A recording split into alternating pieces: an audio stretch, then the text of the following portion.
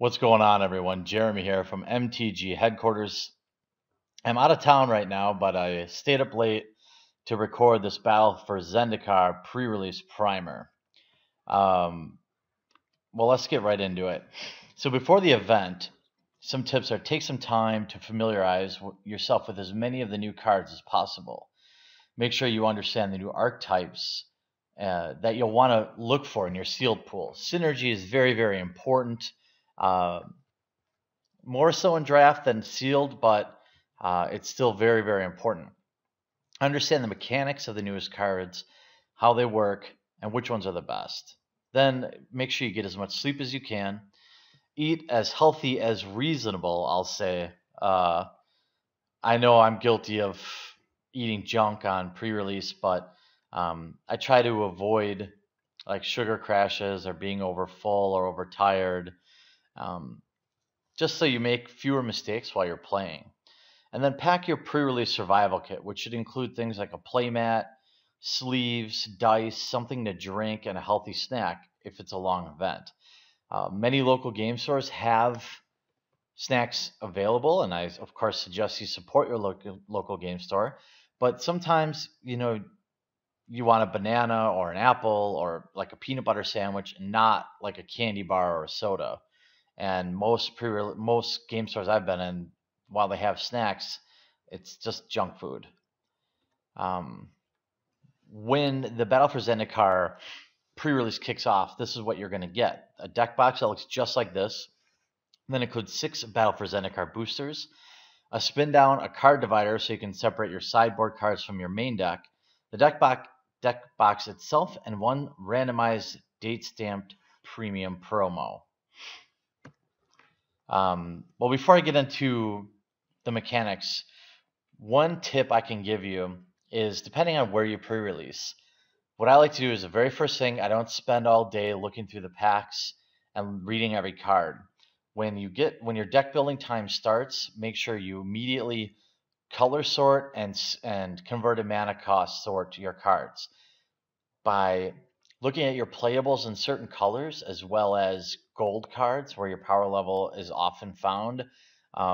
Your deck should almost build itself. There are certain situations where it's more difficult. You have more difficult decisions, obviously, but by cutting off time rather than looking at every little thing and sorting, you'll get to the decision. You'll get to the information you need to make your decision on what kind of deck you want to play a lot faster.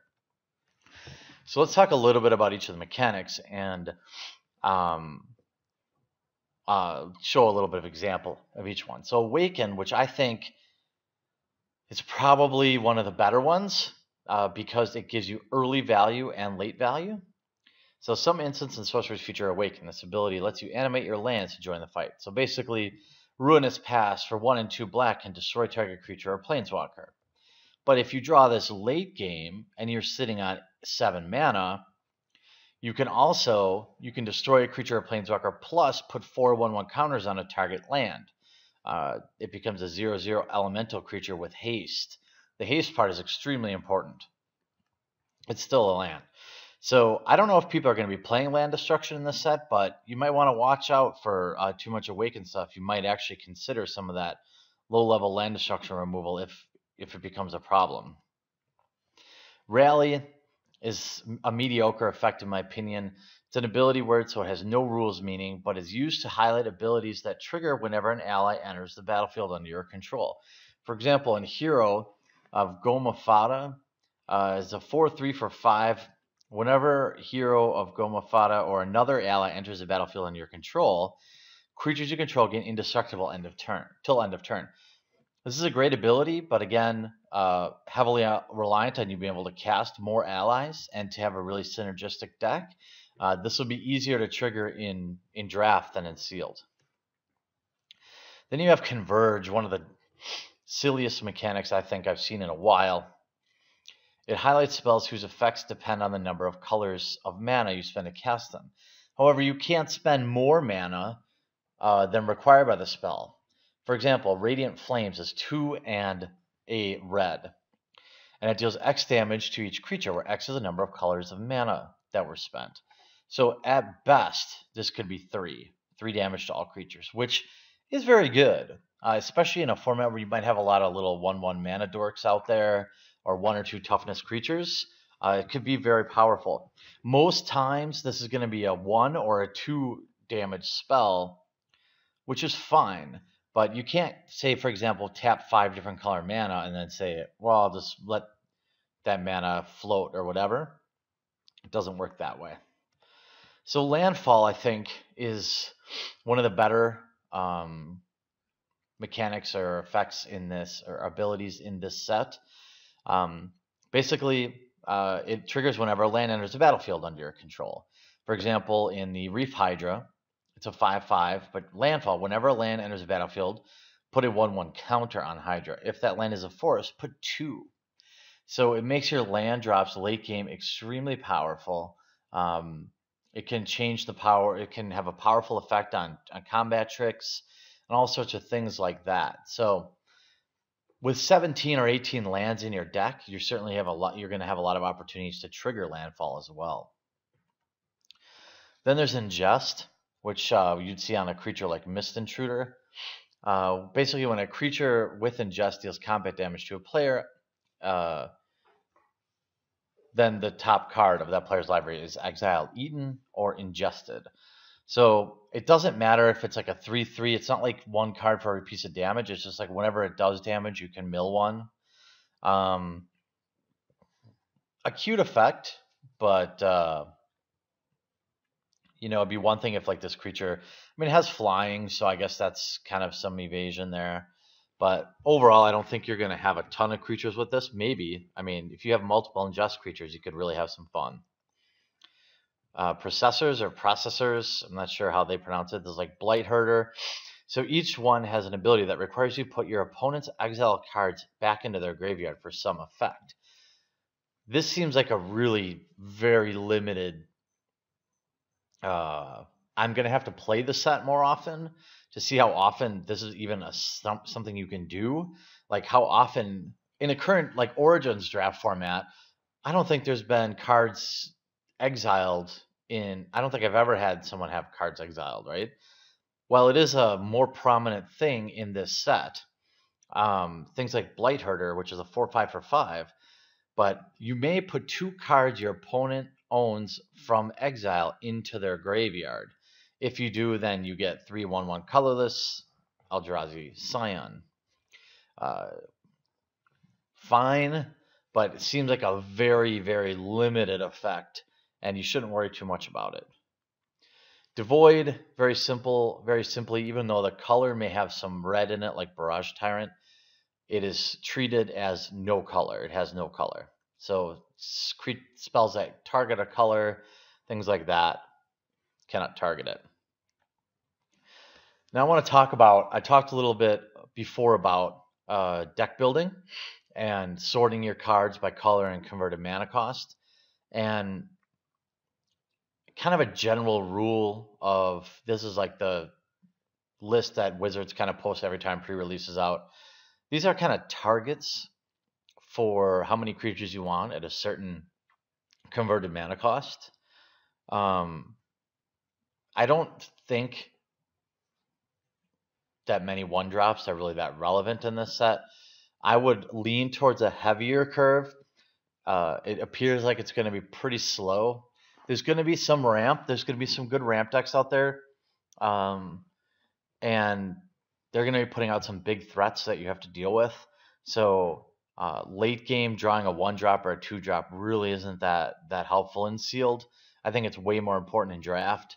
I'm not saying to play none. I'm just saying I would play maybe a couple more 5-drops or a 7-drop or something, one of the big Eldrazi's, to break board stagnation, which happens a lot in sealed. Play exactly 40 cards. You can play as many over 40 that you want, but as a general rule, it's best to play 40 with 23 lands. In my experience with sealed, you want to play creature heavy, evasion heavy, and play your removal. Now, speaking of removal, I grabbed a couple of removal spells out of each color so that you could familiarize yourself with maybe what you'll be looking for in a particular color. Like Boiling Earth deals 1 damage to each creature your opponents control. It doesn't seem like a huge effect, but I think there's going to be a lot of like 1/1 Eldrazi tokens and things like that. And when you add Awaken to this, it becomes a little bit more relevant. Same with Radiant Flames, we talked about that earlier. Now, Stone Fury is one of those things that I talked about. It deals damage to target creature equal to the number of lands you control. No, I didn't talk about this one, but at instant speed, you obviously have at least 5 when you cast it. It's pretty good. I think it's pretty premium removal at common. Volcanic Upheaval, destroy target land. Now that's what I talked about. Now instant speed on this means when somebody triggers Awaken, you can respond and destroy the land. And I think that may be relevant. Never before have you wanted to play land removal. And I'm not advocating that you do it, but I'm saying it's something to think about in your sideboard. And Rolling Thunder obviously is very, very good. Black has stuff like Bone Splinters, Hagra Sharpshooter, Rising Miasma, Ruinous Path. I think Bone Splinter is pretty good. 1-drop sorcery speed. You have to sack your own creature, but you can destroy a target, so it's a good way to trade up if they don't want to, or if they have an evasive creature and you have like a 1/1 mana dork, you can sack it and kill a big flyer or a big Eldrazi or something like that. So I think Bone Splinters is just fine. The Sharpshooter is a creature which, you can deal a little bit of -1/-1. But for this to be super relevant, I mean, you're going to need like 10 mana. So, that's not that great. The Rising Miasma, or however you would pronounce it, I think that's pretty good. All creatures getting -2/-2, and then with the Awaken 3 late game, could be potentially very powerful. There's a couple of colorless removals or void removal spells like Complete Disregard, which is basically exile target creature with power of 3 or less. Touch of the Void deals 3 damage to target creature or player. If a creature dealt damage this way would die this turn, exile. So here's some more things that fill up your exile. Again, Scour from Existence. Yes, it's a 7-drop, but if you're absolutely desperate for removal, it's instant speed and it's target permanent. White has an absolute bevy of removal spells, from Gideon's Reproach, dealing 4 damage to target attacking or blocking. Stasis Snare, which is premium, uncommon removal, to stuff like Quarantine Field and Planar Outburst, which can be like destroy all creatures, destroy all tap creatures with sheer drop, Smite the Monstrous. These are all things you want to keep an eye. Not all tapped creatures, I'm sorry, destroy target tapped creature. But sheer drop is pretty premium at common. Any type of relatively unconditional removal like that is always pretty good. And you should probably play at least 1 or 2 copies of that if you're playing white. Things in blue, like I put counter spells and bounce spells and stuff like that together as blue removal because that's what blue does. You could play a Clutch of Currents, return target creature its owner's hand, basic stuff. Scatter to the Winds, which is a counter spell with Awaken tacked on it. So that actually might be pretty interesting. Might see some standard play. I don't know. Dispel, pretty standard.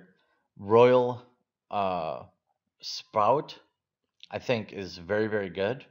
Put target creature on top of his or her library, plus have Awaken.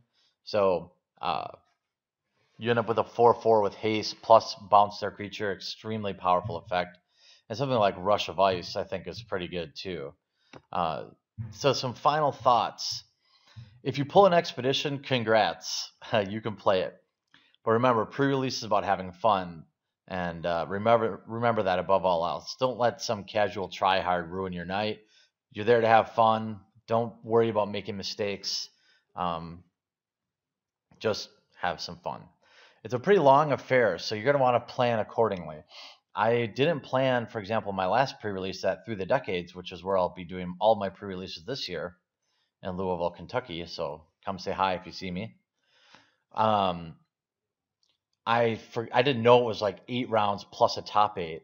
So I thought we were going to be done by 3 or 4 in the morning. Turns out we weren't done till like 9 or 10 in the morning. Make an effort to meet new people. Introduce yourself to each opponent, and ask them how their night's going, if they maybe talk about some sweet pulls or whatever might be going on. Remember, sealed is also about fatties. For the most part, creatures win. I think in general, uh, sealed is just grindy, and eventually you're gonna exchange a bunch of creatures early. You're gonna exchange a bunch of removal spells. And it's gonna come down to late game who's gonna play that fatty. So you have to survive the early game and then use your bombs to win. Obviously, I wish I didn't have to, but wear a belt, take a shower, and wear deodorant. Don't be a slob. Don't be afraid to call a judge. They're there to help. I think it gives them satisfaction to help you. So utilize them. Never be afraid. Don't think someone's going to think you're a jerk for calling a judge. You just say like, hey, I just want to be sure, call a judge, Don't let anyone bully you out of calling a judge. If you have a question, call one. And again, have fun. I'm hoping to record a vlog during it. I'd love to hear what some of the cards you guys are hoping to pull in your Battle for Zendikar pre-release packs. Obviously expeditions, but what are some of the promos that you really want to most pull? Or obviously Planeswalkers are always nice, but I wish you all the best of luck. I hope that this has helped you prepare for your Battle for Zendikar pre-release. If it has, please make sure take a moment to crush that thumbs up button on this video. And if you have to be new to the channel, I'll be opening up all of the Battle for Zendikar product. So make sure you subscribe so you get notified the second I upload that video. Thanks for watching, and we'll talk to you again real soon.